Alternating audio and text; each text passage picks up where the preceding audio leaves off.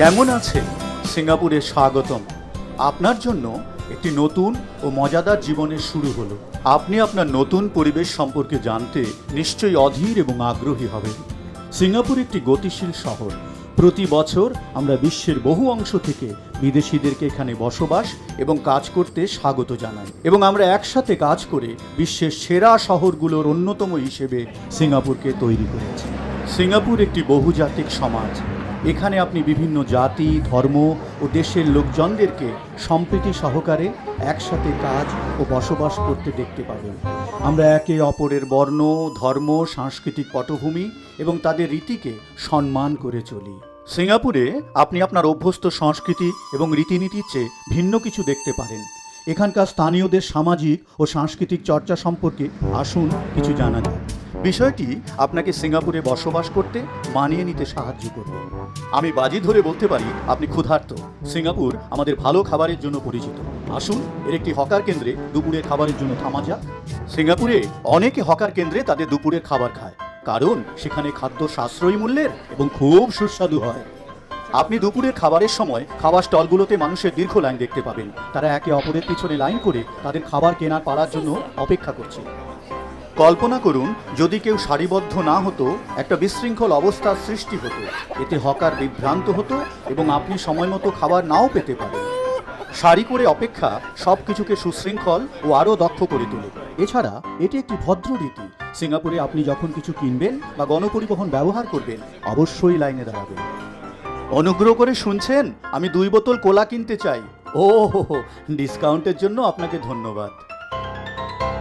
খাবার বেশ ভালো ছিল, কিন্তু আপনার গলা পরিষ্কার করার দরকার হলে জনসাধারণের মধ্যে এটি করবেন না। আপনার থুতু জীবাণুপূর্ণ এবং সম্ভাব্য রোগ ছড়িয়ে পড়তে পারে। আপনার গলা পরিষ্কার করতে হলে তা কোনো টয়লেটে করবেন বা টিস্যুর মধ্যে থুতু রেখে সেটি ফেলে দেবেন। প্রকাশ্যে থুতু ফেলা যাবে না। আপনাকে $2000 পর্যন্ত জরিমানা করা হবে। আমাদেরকে অবশ্যই সব সময় পরিবেশ পরিচ্ছন্ন রাখতে হবে। আবর্জনা ছড়ানোর ক্ষেত্রে একই বিবেচনা প্রযোজ্য। কেউই নোংরা জায়গায় বসবাস করতে চায় না। লক্ষ্য করুন সিঙ্গাপুর কত পরিচ্ছন্ন এবং সবুজ। আমরা আমাদের সুন্দর শহরের জন্য গর্বিত। আপনার কাছে কোনো আবর্জনা থাকলে তা আবর্জনার বিনে ফেলুন। আপনার চারপাশে আবর্জনার বিন আছে। যেখানে সেখানে আবর্জনা ফেলতে যেয়ে ধরা পড়লে আপনাকে 2000 পর্যন্ত জরিমানা করা হবে। সিঙ্গাপুরে কঠোর আইন রয়েছে যে রাত 10:30 থেকে সকাল 7টা পর্যন্ত প্রকাশ্য স্থানে মদ ক্রয় এবং মদ্যপান অনুমোদিত নয়। এমনকি কিছু কিছু জায়গায় সকাল 7টা থেকে পরবর্তী দিন সকাল 7টা পর্যন্ত তা কার্যকর থাকে। নিশ্চিত করুন আপনি এই নিয়ম অনুসরণ করছেন। আপনি মাতাল হলে এবং ঝামেলা সৃষ্টি করলে আপনাকে আপনার দেশে ফেরত পাঠানো হতে পারে। মনে রাখবেন যে আপনি আপনার পরিবারের আরও ভালো জীবনের জন্য এখানে কাজ করতে এসেছেন। আপনার উদ্দেশ্যকে ধ্বংস করবেন না। খোলা এলাকায় বড় গ্রুপ জড়ো হলে অন্যদের অসুবিধে হতে পারে।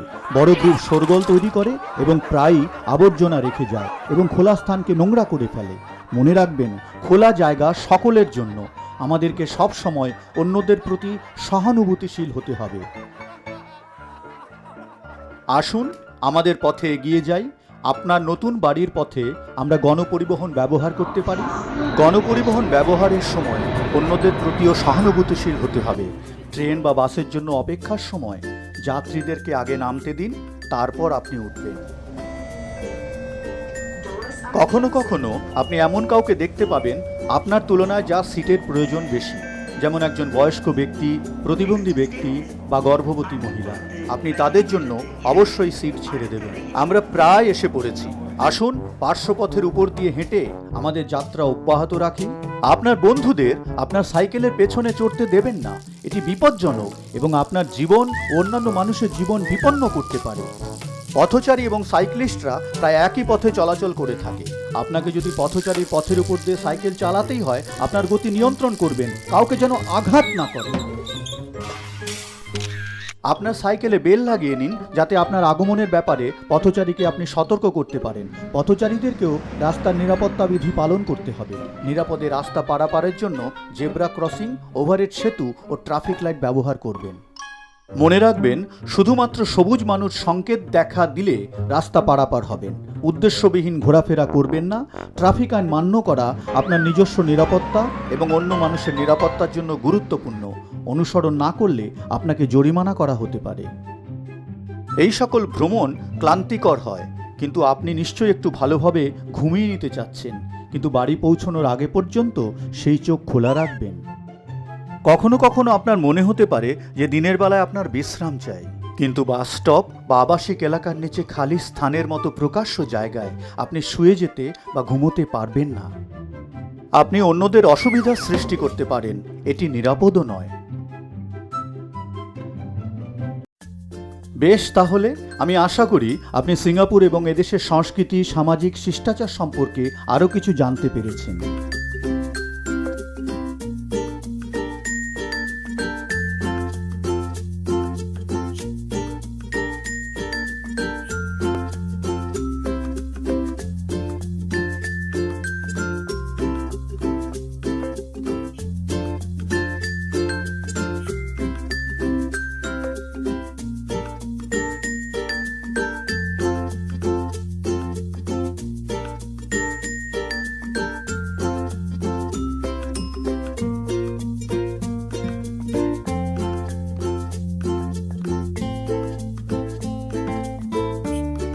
এগুলো অবশ্যই অভ্যাস করবেন। এটা আপনাকে স্থানীয়দের সঙ্গে মিলেমিশে বসবাস ও কাজ করতে সাহায্য করবে।